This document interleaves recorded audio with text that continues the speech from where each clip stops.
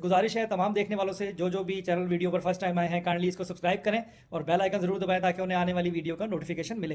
Hello viewers, अस्सलाम वालेकुम, मैं हूं Ali and welcome to my channel sonic expert.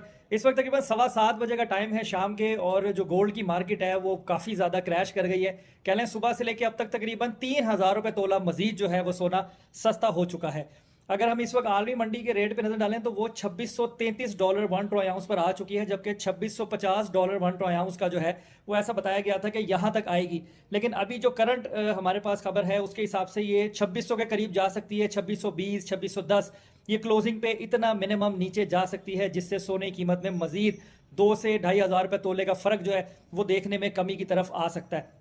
तो जैसे कि मैंने रोका था कि आप खरीदारी में मत आइएगा, मार्केट जो है वो ये 2650 2655 से नीचे 2620 30 तक भी आ सकती है।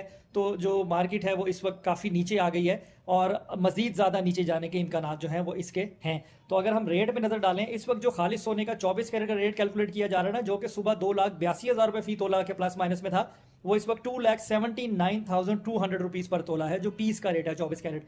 अगर हम बटूर की बात करें तो वो 2,76,000 रुपीज़ पर तोला है इस वक्त 7:15 बजे आज पीर वाले दिन शाम को। अगर हम 22 कैरेट का रेट देखें तो उसके हिसाब से 2,55,900 रुपये फी तोला जो है वो 22 कैरेट सोना है, और 21 कैरेट सोना 2,44,300 यानी 2,44,300 रुपये फी तोला है। इसमें सबसे अहम बात यह है कि जो मार्केट है वो ओवर कॉस्ट चलाई जा रही है। अगर ओरिजिनल कैलकुलेशन बनाएं तो 2,77,000 रुपये तोला की बनती है, तो मार्केट अभी थोड़ी सी ओवर चलाई जा रही है। शायद गोल्ड की डिमांड है लेकिन ये मजीद नीचे जा सकता है।